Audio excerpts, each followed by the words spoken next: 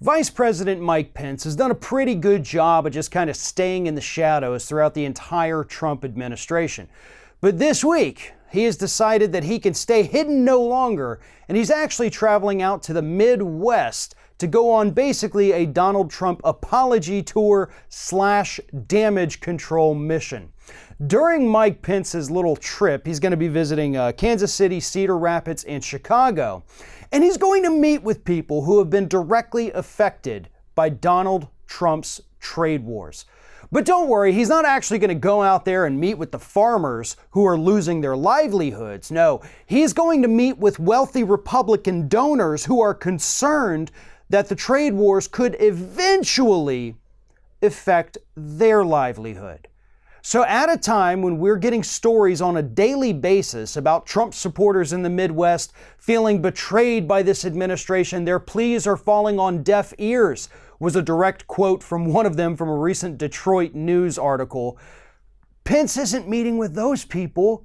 He's meeting with wealthy Republican donors to assure them that Donald Trump has a plan for these trade wars and that in the end, we're all going to come out better. See, here's the thing that Mike Pence and these Republican donors don't understand. Nobody wins in a trade war. There's never a victor. There's always just losers. And right now, everyone involved in this trade war is losing.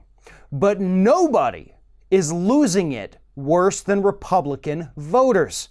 We've already talked in the past about how most of the tariffs that other countries are putting in place on U.S. goods are directly targeting red counties throughout the United States, counties that voted for Donald Trump over Hillary Clinton. 65%, actually, of the retaliatory tariffs have directly affected red counties as opposed to blue counties. So Mike Pence, knowing this, knowing that people are uneasy, knowing that jobs are being lost left and right, and up to 1.5 million more could be on the chopping block in the next year, has decided that his best course of action is to meet with Republican donors, tell them everything is fine, lie to them, just so they continue to donate money so that their Republican members of Congress don't get voted out in the potential blue wave this coming November. That's not going to work, Mike.